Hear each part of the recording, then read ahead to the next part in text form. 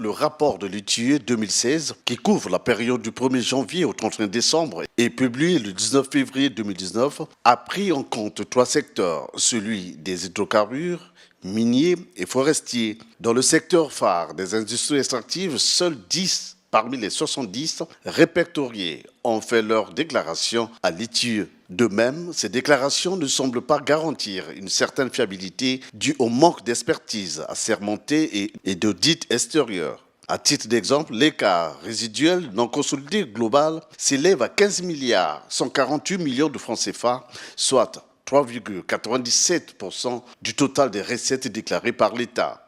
Et la défaillance, principalement, elle a eu lieu dans le 3e niveau de fiabilisation. Donc, on a eu les chiffres. La plupart ont été signés par une personne habilitée qui s'engage quand même sur l'exactitude de ces chiffres déclarés. Il n'y a pas eu la certification pour quelques-unes. Là encore, je pense, c'est à cause du délai très serré, parce que là, pour contacter un cabinet externe, leur donner 2 à 3 semaines pour auditer et leur faire certifier une déclaration auditée, ça demande du temps.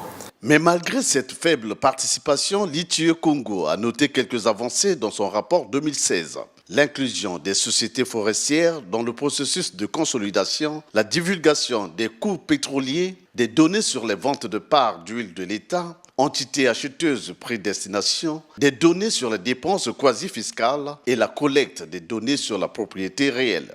Concernant la conformité du Congo par rapport à l'ITIE mondial, Florent Michel Okoko a assuré que le Congo faisait encore partie de cette norme internationale. Par ailleurs, il a indiqué que le dossier du Congo, qui est remis en cause par rapport aux nouvelles exigences de cette institution, doit se consolider par la mise en pratique des réformes économiques enclenchées dans le pays et l'adhésion massive des sociétés extractives.